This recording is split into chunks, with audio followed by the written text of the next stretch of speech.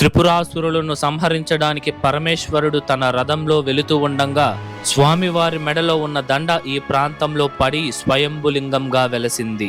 ఈ ప్రదేశంలో పరమేశ్వరుడిని అప్సరసలైన రంభ, ఊర్వశి, మేనకలు పూజించారు. తెల్లని ఆవు రూపంలో పరమేశ్వరుడు తిరుజ్ఞాన సంబంధర్ వారికి ఈ ఆలయానికి మార్గాన్ని చూపించి స్వామివారు అదృశ్యమయ్యారు. ఈ ఆలయం 276 పాడల్ పెట్ర స్థలాలలో ఒక్కటి. ఈ ఆలయంలోని శక్తివంతమైన శివలింగాన్ని మానవులు ఎవ్వరూ ముట్టుకోకూడదు. ఈ ఆలయంలో ప్రతి సంవత్సరం 2 సార్లు సూర్యకిరణాలు నేరుగా ఈ శక్తివంతమైన శివలింగాన్ని తాకుతాయి. హాయ్, హలో, నమస్తే, వెల్కమ్ టు అవర్ ఛానల్ ఆలయ యాత్ర. ఈరోజు మనం దాదాపు 1200 సంవత్సరాల క్రితం నిర్మించిన ఒక పురాతనమైన శివాలయాన్ని అయితే దర్శించబోతున్నాము. ఇంతకు ఏంది ఆలయం అంటే శ్రీ అరంబేశ్వర స్వామి వారి ఆలయం. ఈ ఆలయం తమిళనాడు రాష్ట్రంలోని తిరువల్లూరు జిల్లాలో ఉన్న పేరంబాకం అనే ఒక ప్రాంతం నుండి 6 కిలోమీటర్ల దూరంలో ఉన్న ఎలంబయం కొత్తూర్ అనే ఒక ప్రాంతంలో ఉంటుందన్నమాట ఈ ఆలయము. ఈ ఆలయం కాంచీపురం నుండి 25 కిలోమీటర్ల దూరంలో ఉంటుంది. ఇందులో ప్రాబ్లం ఏంటంటే మనకి ఈ యొక్క ఆలయానికి డైరెక్ట్గా ఎటువంటి బస్సెస్ లేవు. మీరు కాంచీపురానికి వచ్చి కాంచీపురం నుండి పేరంబాకానికి వెళ్ళి పేరంబాకం నుండి ఆటోల ద్వారా మీరు ఈ యొక్క అరంబేశ్వర స్వామి వారి ఆలయానికి అయితే చేరుకోవచ్చు. ఈ ఆలయం తాలూకా లొకేషన్ కూడా నేను మీకు డిస్క్రిప్షన్లో ఇచ్చుంటాను, చెక్ చేయండి.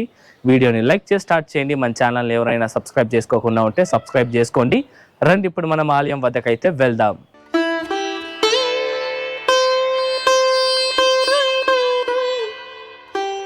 ఈ ఆలయం యొక్క టైమింగ్స్ విషయానికి వస్తే ఈ ఆలయం ప్రతిరోజు ఉదయం 7 నుండి మధ్యాహ్నం 12 గంటల వరకు, తిరిగి సాయంత్రం 4 నుండి రాత్రి 7 గంటల వరకు భక్తులకి అందుబాటులో ఉంటుంది.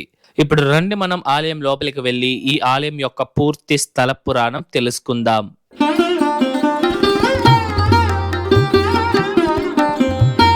పూర్వం తారకాక్షన్, కమలాక్షన్ మరియు విద్యున్మాలి అనే 3 రాక్షస సోదరులు బ్రహ్మదేవునికి కఠోరమైన తపస్సును చేయగా బ్రహ్మదేవుడు వాళ్ళ తపస్సుకు మెచ్చి ఏ వరం కావాలో కోరుకో అని అడిగారు. దానికి వాళ్ళు బ్రహ్మదేవునితో, మేము గాలిలో బంగారం, వెండి మరియు ఇనుమును ఉపయోగించి 3 కోటలను నిర్మించుకుంటాము. ఈ కోటలలో 1000 సంవత్సరాలు నివసించిన తరువాత ఆ 3 కోటలు ఒకే వరుసలోకి వస్తుంది. అలా ఎప్పుడైతే ఒకే వరుసలో వస్తుందో ఆ సమయంలోనే ఆ 3 కోటలను మరియు మా 3 రాక్షస సోదరులను ఒకే బాణంలో సంహరించాలి అనే వరాన్ని పొందుతారు. ఆ వరం కారణంగా వాళ్ళను 1000 సంవత్సరాల వరకు ఎవ్వరూ ఏమీ చేయలేరు అనే గర్వంతో ఆ త్రిపురాసురులు దేవతలను, మహర్షులను ఎంతగానో హింసించేవారు. ఆ రాక్షసులు పెట్టే వేదనను తట్టుకోలేక దేవతలందరూ మహాశివుని వద్దకు వెళ్లి రక్షించమని కోరుకుంటారు. అప్పుడు స్వామివారు బ్రహ్మదేవుని వరం కారణంగా మనం 1000 సంవత్సరాల వరకు వాళ్ళని ఏమీ చేయలేము అని చెప్పారు. మరియు ఆ రాక్షసుల్ని సంహరించాలి అంటే ఒక శక్తివంతమైన రథం మరియు విల్లు, బాణం కావాలి అని చెప్పి విశ్వకర్మను పిలిపించి దేవదేవతల శక్తులను ఉపయోగించి రథాన్ని తయారు చేయమన్నారు.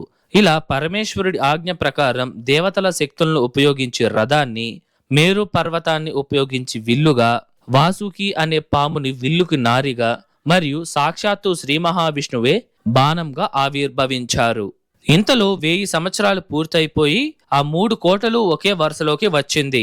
ఇక ఆ త్రిపురాసులను సంహరించడానికి పరమేశ్వరుడు విల్లు, బాణాన్ని ధరించి ఆ శక్తివంతమైన రథంలో వెళుతూ ఉండంగా మహాశివుడి మెడలో ఉన్న దండ లేదా మాల ఈ ప్రాంతంలో పడి ఒక స్వయంభూ శివలింగంగా వెలసింది. తరువాత పరమేశ్వరుడు వెనకాలే వెళుతున్న దేవతలందరూ ఇక్కడ ఉన్న శివలింగాన్ని ఆరాధించారు. ఇంతకీ త్రిపురాసురులను మహాశివుడు ఎలా సంహరించారు మరియు ఈ పురాణ సంఘటన గురించి పూర్తిగా వివరిస్తూ మన ఛానల్లో ఉన్న త్రిపురాంతకేశ్వర స్వామి వారి ఆలయం వీడియోలో ఉంటుంది. ఈ ఆలయం కూడా పాడల్ పెట్ర స్థలమే అన్నమాట. ఈ వీడియో తాలూకు లింక్ నేను మీకు డిస్క్రిప్షన్ లో ఇచ్చుంటాను, చెక్ చేయండి. ఈ ఆలయానికి ముడిపడి ఉన్న మరొక పురాణం ఏమిటంటే పూర్వం స్వర్గలోకంలో నివసిస్తున్న అప్సరసలైన రంభ, ఊర్వశి మరియు మేనక వాళ్ళ ఆకర్షణీయమైన అందం శాశ్వతంగా ఉండిపోవాలి అని ఈ ప్రదేశంలో పరమేశ్వరుణ్ణి పూజించారు. వాళ్ళ ప్రార్థనలకు సంతోషించిన మహాశివుడు యోగ దక్షిణామూర్తి రూపంలో వాళ్ళ ముందుకు ప్రత్యక్షమై వారికి నిత్య యవ్వనాన్ని ప్రసాదించారు. ఈ సంఘటనకు ఆధారంగా ఈ ఆలయ ప్రధాన మందిరం చుట్టూ ఉన్న గోష్టంలో యోగ దక్షిణామూర్తి స్వామి వారు దర్శనమిస్తారు. ఇక్కడ దక్షిణామూర్తి వారు కళ్ళు మూసుకొని చిన్ముద్రలో ఎంతో బ్రహ్మాండంగా దర్శనమిస్తారు. గురుదోషం ఉన్నవారు ఈ ఆలయంలోని దక్షిణామూర్తి స్వామి వారిని దర్శిస్తే మంచి ఫలితాలను పొందుతారు. ఇందుచేతే ఈ దక్షిణామూర్తి వారు ఈ ఆలయంలో చాలా ప్రత్యేకం. పూర్వం 63 మంది శైవ నాయనార్లలో 28వ వారైన తిరుజ్ఞాన సంబంధర్ ఈ ప్రదేశానికి సమీపంలో ప్రయాణిస్తున్నప్పుడు మహాశివుడు ఆయనకు ఈ ఆలయానికి వెళ్ళమని ఆదేశించాలనుకున్నారు. దానికని స్వామివారు మొదట పిల్లవాడి రూపంలో వచ్చారు. తర్వాత వృద్ధుడి రూపంలో కనిపించి తిరుజ్ఞాన సంబంధర్ వారికి మరియు ఆయన శిష్యులకు ఈ ఆలయం వద్దకు వెళ్ళమని పరోక్షంగా సమాచారాన్ని అందించారు. కానీ ఈ రూపాలలో సాక్షాత్తు మహాశివుడే వచ్చారనే విషయాన్ని తిరుజ్ఞాన సంబంధర్ వారు తెలుసుకోలేకపోయారు. ముచ్చటగా మూడవసారి మహాశివుడు తెల్లటి ఆవు రూపంలో తిరుజ్ఞాన సంబంధర్ వారి పల్లకిని కొట్టారు.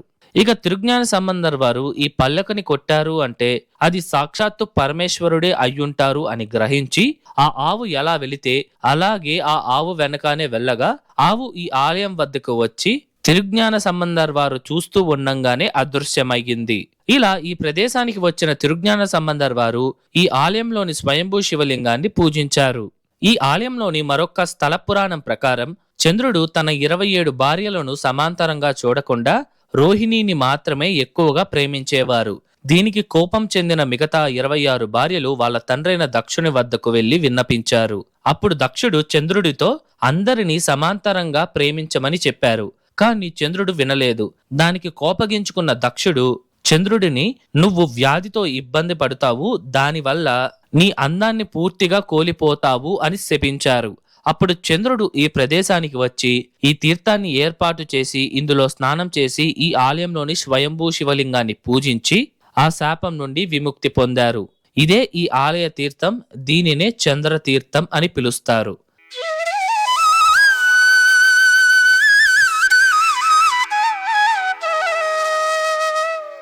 ఇప్పుడు మనం స్వామివారిని దర్శించుకుందాం రండి. ఈ ఆలయంలో మహాశివుడు స్వయంభూ శివలింగంగా వెలిశారు. ఈ స్వామివారిని అప్సరసలు పూజించినందున స్వామివారిని అరంబేశ్వరర్ అని పిలుస్తారు. తమిళంలో అరంబై అంటే అప్సరసలు అని అర్థం. ఈ శివలింగాన్ని దేవతలు కూడా పూజించినందున స్వామివారికి దైవనాయక ఈశ్వరర్ అనే మరొక పేరు కూడా ఉంది. అలాగే చంద్రుడు పూజించినందున చంద్రశేఖరర్ అని కూడా పిలుస్తారు.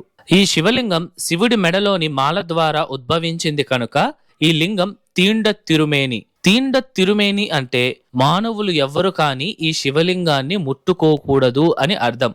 ఆలయ పూజారులు కూడా ఈ లింగాన్ని ముట్టుకోరండి. ఈ లింగాన్ని వెండి కవచంతో కప్పేయబడి ఉంటుంది.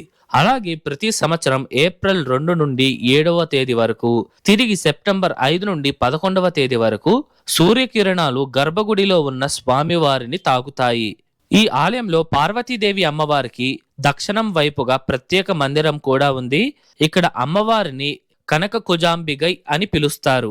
అమ్మవారు నిలబడి ఉన్న భంగిమలో 4 చేతులను ధరించి బ్రహ్మాండంగా భక్తులకి దర్శనమిస్తారు.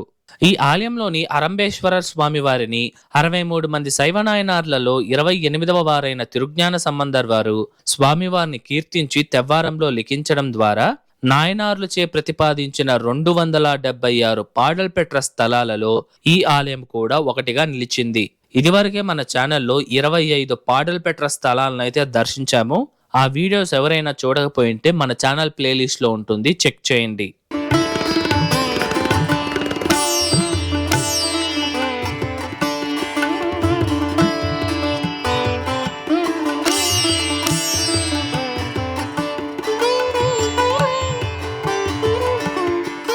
ఇప్పుడు మనం ఈ ఆలయం యొక్క పూర్తి నిర్మాణ చరిత్రను తెలుసుకుందాం. ఈ ఆలయాన్ని 1200 సంవత్సరాల క్రితం చోళరాజులు ఇటుక రాతితో నిర్మించారు. ఈ ఆలయంలోని శాసనాల ప్రకారం శివపాదశేఖర మునివేంద్ర వేళాన్ అనే రాజు ఈ ఆలయాన్ని పూర్తిగా రాతితో పునర్నిర్మించారు. ఈ ఆలయానికి ఎటువంటి గోపురాలైతే లేవండి. ఇక్కడే మనకి ఒక ధ్వజస్తంభం అయితే ఉంటుంది. ఇక్కడ నుండి లోపలికి వెళ్ళంగానే బలిపీఠం మరియు అద్భుతమైన నంది విగ్రహం కనిపిస్తుంది. అలాగే 32 స్తంభాలతో కూడిన ముఖమండపం, అర్ధమండపం మరియు ప్రధాన గర్భాలయం కూడా మనం దర్శించుకోవచ్చు. ఈ ఆలయ ప్రాకారంలో వినాయక స్వామి వారికి, వల్లీ దేవయాని అమ్మవార్ల సమేతంగా ఉన్న సుబ్రహ్మణ్య స్వామి వారికి ప్రత్యేకంగా మందిరాలు ఉన్నాయి. ఈ ఆలయం చాలా చిన్నదిగా చూడముచ్చటగా చుట్టూరు చెట్లతో చాలా ప్రశాంతమైన వాతావరణంలో ఉంటుంది. ఈ ఆలయం కాలక్రమేణా శిథిలమైపోవడంతో దాదాపు 80 సంవత్సరాల క్రితం పూర్తిగా పునర్నిర్మించారు. మరియు 15 నుండి 20 సంవత్సరాల క్రితం చిన్న చిన్న నిర్మాణ పనులు కూడా చేశారు. ఈ ఆలయంలో శివరాత్రి, మాస శివరాత్రి మరియు ప్రదోష కాలంలో పూజలను ఘనంగా నిర్వహిస్తారు.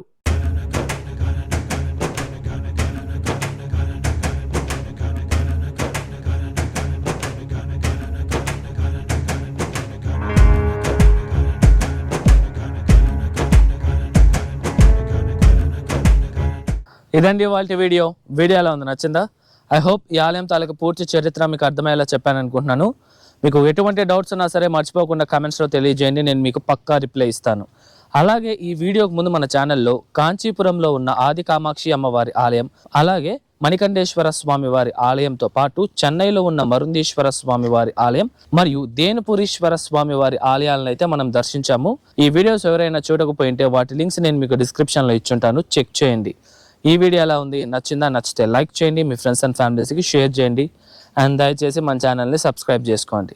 మరొక అద్భుతమైన ఆలయం వీడియోతో మీ ముందరకు వస్తా. అంతవరకు మీ శివవరప్రసాద్ సైనింగ్ ఆఫ్.